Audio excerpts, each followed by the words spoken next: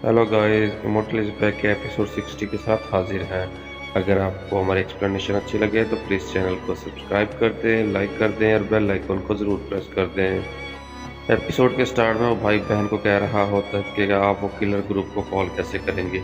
क्या हम हमेशा इसी तरह बैठ कर फ़ोन करेंगे, वो तो हमारी कॉल को अटेंड ही नहीं कर रहे। उसकी सिस्टर उसको एक ज़ोरदार थप्पड़ मारती है और कहती है कि क्या तुम पागल हो, बेवकूफ़ हो, तुम्हें समझ नहीं आती कि मैं बहुत ज़्यादा परेशान हूँ, अब मुझे और ज़्यादा परेशान मत करो। और जो टीवी पर किलर दिखाए गए हैं वो हमने नहीं भेजे। उसकी कहती है कि हमारे किलर तो पहले ही नाकाम हो चुके हैं, अगर हम उनको भेजते तो वो भी मारे जाते। हमने किलर ग्रुप के साथ कई दफ़ा रब्ता करने की कोशिश की, लेकिन मुझे लगता है कि ये सिर्फ पैसों की हद तक था और मुझे लगता है कि ये मुझे खुद पर्सनल लेना पड़ेगा। और मुझे ये भी लगता है कि किंशु को शायद पता चल गया है कि हमने हमने उन किलर्स को हायर किया था किंशु को मारने के लिए।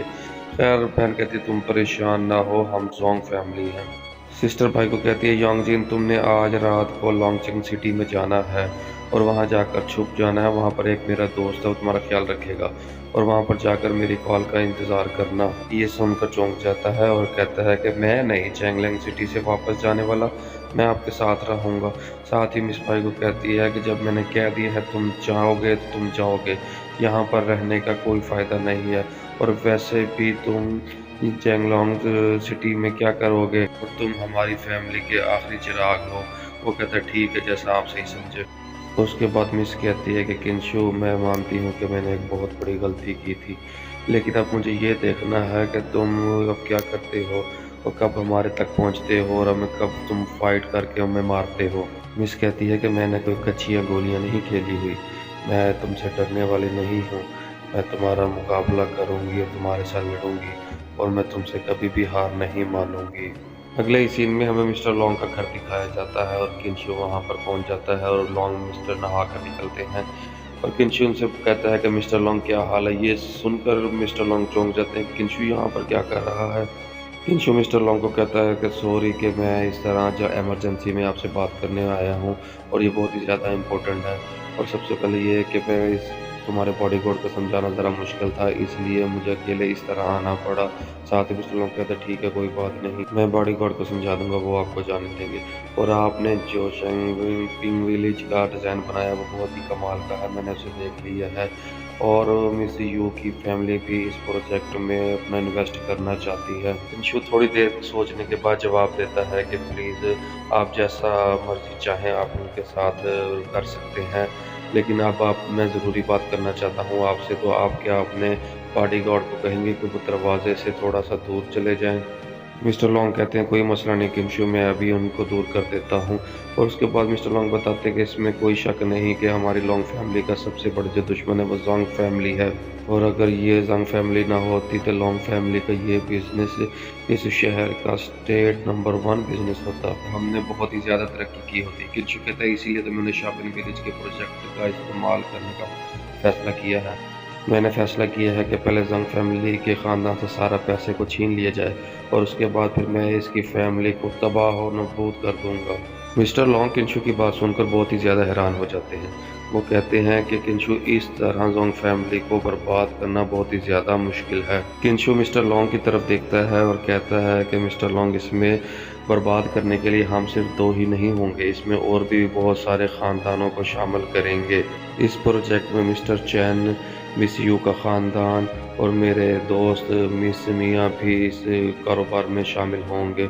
मिस्टर लॉन्ग ये सुनकर हैरान हो जाते हैं। मिस्टर लॉन्ग कहते हैं क्या मियाँ फैमिली भी इसमें शामिल हो रही है। किंशु कहता है हाँ, और मैंने उसको यहाँ पर बुला लिया है और आप उनसे बैठकर बात करना और आपको भी ये मालूम हो जाएगा कि वो कैसे हैं। मिस्टर लॉन्ग कहते हैं कि मैं मिस्टर मियाँ को ज़्यादा तो नहीं जानता, लेकिन जब मैं पढ़ता था तो मैंने उसके बारे में सुना था कि वो बहुत ही ज़्यादा जीनियस है और उसने अपने 18 साल की उम्र में अपने पूरे मियाँ ख़ानदान को एक अच्छे तरीके से संभाल लिया था और चेंगलिंग सिटी में बहुत सी चीज़ें बेहतर होंगी।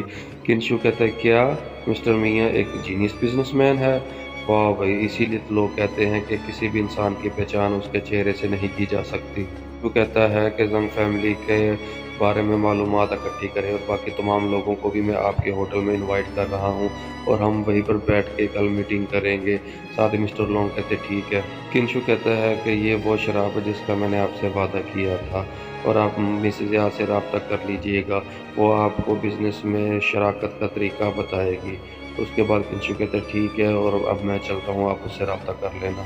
और फिर किंशु वहाँ से चला जाता है और फिर मिसेज़ या का उससे फ़ोन आता है और बहुत हैरान होता है। कहता है कि मैं हैरान हूँ कि मिस्टर लॉन्ग ने इतनी जल्दी आपसे रब्ता कर लिया, मुझे अभी वहाँ से निकले हुए 20 मिनट भी नहीं हुए और आप इस कारोबार को सँभालने का ध्यान रखती हैं। किंशु कहता है कि जब मैं मिस्टर लॉन्ग से मिलने जा रहा था मैंने आपको कुछ कहा था, क्या आपने वो काम कर दिया है? मिसेज़ या किंशु को बताती हैं कि जो आपने काम दिया था वो हो गया है और इस मामले में ज़ेंग फैमिली का दी गई जो शराइत है वो बहुत ही फ़ज़ूल है। अगर ज़ेंग फैमिली को इसके बारे में पता चल भी जाए तो क्या होगा? किंशु मिज़िया को बताता है कि इस सारे मामले के हल के लिए उनसे बात करने के लिए लॉन्ग फैमिली का इंतखाब किया है और मिस्टर लॉन्ग ही उनसे बात करेंगे और ये देखेंगे किस हद तक वो इस फैमिली से बात करने के लिए तैयार है और कहाँ तक बात जाएगी। शो मिज़िया को कहता है कि जितनी जल्दी हो सके इसको मुमकिन बनाओ और मुझे इस लाइसेंस की कल रात तक ज़रूरत है। साथ ही मिज़िया कहते ठीक है, मैं आपकी बात समझ गई, ठीक है, ओके।